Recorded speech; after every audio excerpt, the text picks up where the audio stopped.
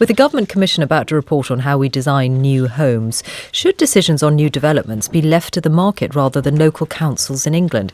That's the proposal from the centre-right think tank Policy Exchange, as some in Whitehall push for major changes to planning rules. Our political correspondent Ross Hawkins reports from Essex. Between brook and hedgerow, all is not peaceful among the dog walkers in these fields.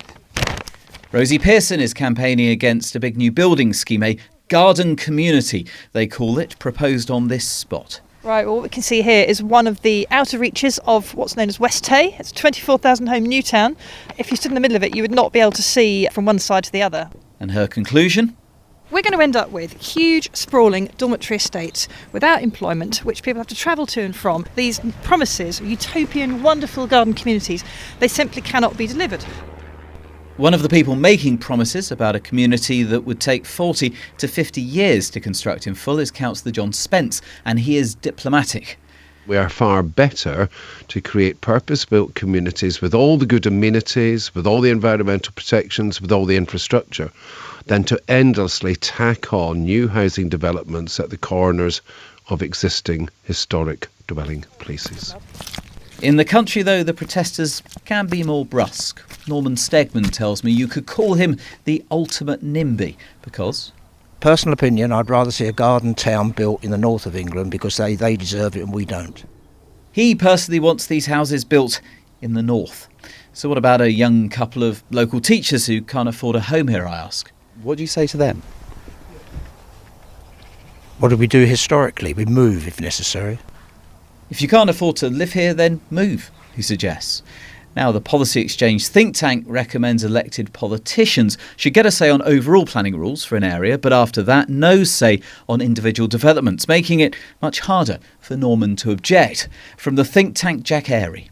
If you do not own the field next to your home, if you want to object or stop development, you should buy the land next to your field. If we carry on with this attitude that we cannot build next to anyone, then we will not build anywhere. Would that make a difference? Toby Lloyd, who used to work for the Shelter charity, then advised Theresa May, thinks the builders still then wouldn't build enough. It is actively against their business interest to build so many homes that the price comes down. It would be remiss of them to do so. Therefore, assuming that if we just step out of the way, they will build so many homes that their own businesses collapse is just unwise. A charge rejected, of course, by Andrew Whittaker from the Home Builders Federation. It's wrong to suggest that maximising housing output isn't good for house builders. Of course it is. The more houses we build, the more profits we'll be able to return to shareholders.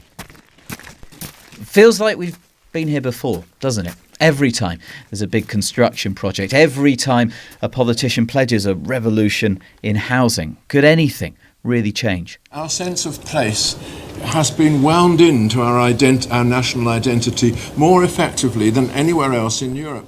Well, later this week, we expect to hear from the Government Commission on Better Designed Homes, the one that had been chaired by the late Conservative thinker Sir Roger Scruton. And some influential figures in government are privately determined to shake up a system that for now in Essex is so slow, no new homes will actually get built for years, while people are reluctant to buy existing ones. Campaigner Helen Hogan. People can't sell their houses, and so all those people living in limbo is awful, and so many people have been living in limbo for so many years because of this. But then so many politicians got elected promising to protect their green spaces. If everyone sounds grumpy now, reform might not make them any happier. Ross Hawkins reporting there. It is now